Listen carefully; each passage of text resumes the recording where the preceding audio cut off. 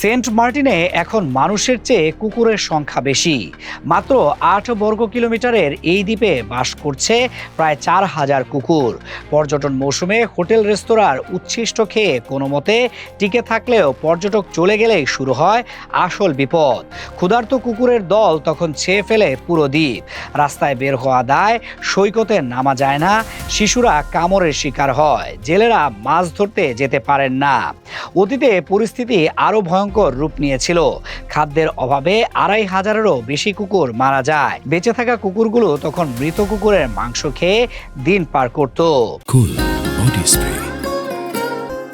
Long-lasting fragrance. পরিস্থিতি নিয়ন্ত্রণে ২০২২ সালে প্রশাসন ৩৬টি কুকুর সরিয়ে নেওয়ার উদ্যোগ নেয়, কিন্তু পরিবেশবাদীদের আপত্তিতে সেটাও বন্ধ হয়ে যায়। ফলে সংখ্যা কমেনি, বরং বেড়েছে। এই সংকটে এগিয়ে এসেছে বেসরকারি সংগঠন ফাইন্ডিং হোপ। সংগঠনটির অর্থায়নে ৪ জন স্থানীয় স্বেচ্ছাসেবক প্রতি ৪৮ ঘন্টায় একবার ২.৫ থেকে ৩,০০০ কুকুরকে খাবার দিচ্ছেন। চাল, ডিম আর সবজি দিয়ে খিচুড়ি রান্না করে দ্বীপের প্রতিটি কোণে বিতরণ করা হচ্ছে। একই সময়ে একই জায়গায় নিয়মিত খাওয়ানোর ফলে কুকুরগুলো আর আগের মতো আক্রমণাত্মক নেই। স্বেচ্ছাসেবকরা জানাচ্ছেন, এই উদ্যোগের পর মানুষকে কামড়ানোর ঘটনা প্রায় শূন্যে নেমে এসেছে।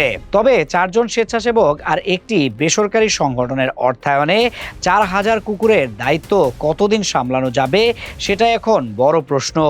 দ্বীপবাসী চাইছেন সরকারি পর্যায়ে একটা স্থায়ী সমাধান, নইলে প্রতিটি অফ সিজনে এই দুঃস্বপ্ন ফিরে আসতেই থাকবে।